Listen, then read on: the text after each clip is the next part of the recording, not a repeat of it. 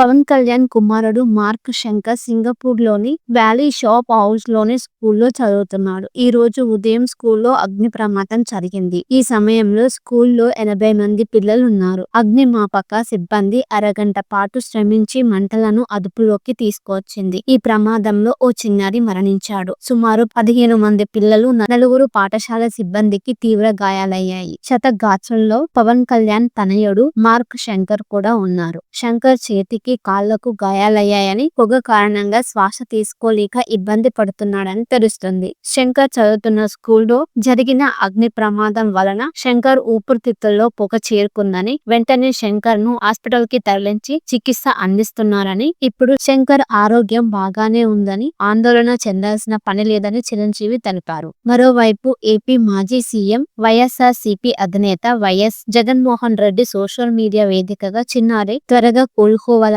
ఆకాంక్షించారు. తాజాగా పవన్ కళ్యాణ్ తనయుడు ప్రమాదానికి గురి కావటం తనను కలిచివేస్తుందన్నారు మాజీ మంత్రి ఆర్కే రోజా. మార్క్ శంకర్ కు జరిగిన ప్రమాదం గురించి విన్న వెంటనే తన మనసు ఎంతో కలత చెందిందని, చిన్నారి త్వరగా కోలుకొని దీర్ఘాయుష్షు, ఆరోగ్యంతో కుటుంబంతో కలిసి ఆనందంగా గడపాలని భగవంతుణ్ణి మనస్ఫూర్తిగా ప్రార్థిస్తున్నానని రోజా ట్వీట్ చేశారు. అయితే ప్రస్తుతం అరకు టూర్ లో ఉన్న పవన్ కళ్యాణ్ ఇక్కడ పర్యటన ముగించుకుని సింగపూర్ వెళ్లనున్నారు.